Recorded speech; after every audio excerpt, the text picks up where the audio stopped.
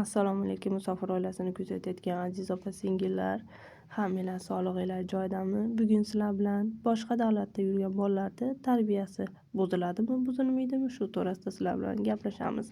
Qani ketdik. Hozir gapiriladigan gaplar, bular meni o'zimning fikrim. Hech kimdan o'g'irlamadim deb qo'yaman. Bu meni fikrim. Endi qizlar nima deb o'ylaysizlar, kommentariyda yozinglar. Kutaman va o'qiyman. Qani boshladik. Menimcha biz hozir mana Rossiyada yashaymiz. Endi boshqa yerda yashaydiganlar ko'p nimalar ota-onalar o'ylashadi, farzandimiz tarbiyasi buziladi, o'rtoqlariga qarab, ko'chada yurish-turishlarni ko'rib deb o'ylashadi. Menimcha unaqa emas. Tarbiya oiladan, ya'ni biz o'zimizdan, ayniqsa bizdan boshlanadi deb o'ylayman. Bizni bergan tarbiyamizga qarab tarbiya olishadi deb o'ylayman. Ko'chada maktabiga qarab turib u tarbiyasi buzilib ketadi deb o'ylamayman. Biz qanaqa tarbiya bersak, shu tarbiyani oladi. Qaysi noto'g'ri, qaysi to'g'riligini o'rgatsak, shunga qarab yo'nalib ketadi deb o'ylayman. Misol uchun hozir bu yerda yosh turib halinaqa elektronli sigaretlar chekishadi, ashlarni ko'rishadi deb o'ylaydi ota-onalar. Ko'pchilik shunaqa deb o'ylaydi, buziladi tarbiyasi deb o'ylaydi. Endi unaqalarni ham misol uchun to'g'ri tushuntirishimiz, qilmasligini aytishimiz, qilsa zararligini, qanaqa qilsa manaqa yetiga zarar bo'lishini, o'pkasiga zarar bo'lishini, keyin umri qisqarishini aytib to'g'ri tushuntirsak, keyin qilsam noto'g'ri bo'larkan deb o'ylaydi deb o'ylayman. Endi men tarbiyani 5 ga berib qo'yganman demayman. Endi bu meni fikrim. Ancha sizlar yozinglar kommentariyda, sizlar nima deb o'ylaysizlar. Bu yerda yurgan bolalar bilan misol uchun o'zimizni davlatimizda yurgan bolalarning farqi bor deyishadi. Kim bilsa menga bilinmaydi, jayam bilinmaydi. Hozir o'zi zamonni ko'ryapsizlar. O'zicha bir burun bola tarbiya qilish osonroqmidikin deymiz deb o'ylayman-da. Burun bemalol bolalarni urgani ham qo'rqishmasdi.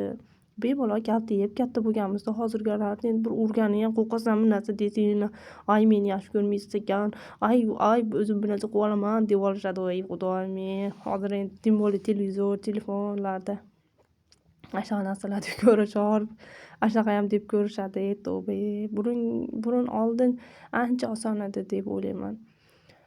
Keyin o'zi kattaygan sari nima deydi, gapga kirishi ham, tarbiya qilish ham juda ham qiyinlashib ketar ekan.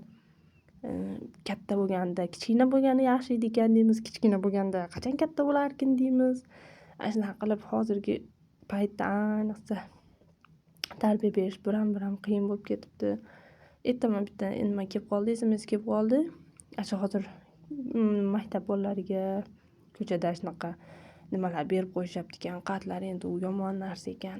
Ashlarni ham har doim olmasligini, ko'chadan bir narsa olmasligini, birov bersa yemasligini, kim bersa ham olmasligini, o'rtog'i bersa ham olmasligini tinmay aytib turamiz.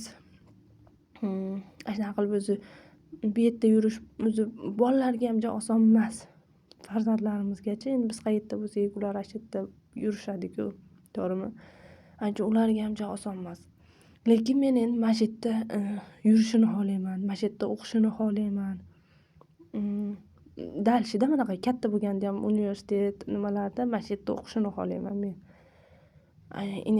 Keyinchalik ketadimi, ketmaydimi o'zi biladi deb o'ylayman. Endi manaqa diniy tomondan kelganda bu yerda ham misol uchun din tomondan o'qitadigan yerlar bor. Nima deydi? Masjidlar bor. Biz bolalarimiz bir haftada bir marta shunaqa masjidga qatnashadi, o'qitadi, o'rgatadi hamma narsani. Shuning uchun kim bilsin, tarbiyasiga hech ham bet taalluqli deb o'ylayman. Endi to'g'ri boshqa shahar, misol uchun Amerikalarda endi bo'lishi mumkindir. Endi u yerlarda haligi nimalar ham ko'p-ku, jinsini o'zgartirganlar ham.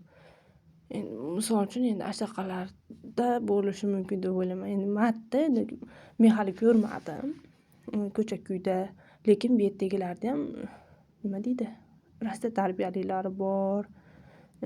Nima deydi, bunday ko'chada yurish-turishidan, gap so'zidan bilinadi-ku. Shunaqa hamma xalqda o'ziga yarasha tarbiyaliligi, tarbiyasizi ham bor. Shunaqa shuni nima deydi, bu yerda tarbiyasi buzilib ketadi deb o'ylayman. Sizlar nima deb o'ylaysizlar? Hozirgi paytda tarbiya beryapti psixikasiga. Burun bu psixika degan narsa ham yo'q edi. Hozir paydo bo'lib qoldi. Anaqasiga ta'sir qilmaslik, urmaslik, so'kmaslik va hokazolar ko'payib ketgan. Sizlar nima deb o'ylaysizlar? Qanaqa tarbiya berish kerak? Urish kerakmi, so'kish kerakmi, yo urmaslik kerakmi, so'kmaslik kerakmi? Shu to'g'risida kommentariyda yozinglar. Sizlar nima deb o'ylaysizlar? Meni fikrimcha kerakli paytida urib tarbiya qilish kerak. Biz ham urib kalta yeb tarbiya bo'lganmiz. Bir tarbiyamiz yomon bo'lgan yeti yo'q. Zo'r men o'zim tarbiyam zo'r demayman. Chiqib olib bo'ladi, chidasa bo'ladi deb qo'yaman. Shuning uchun kommentariyda yozinglar. Kommentariyalarni kutib qolaman. Hammaga rahmat.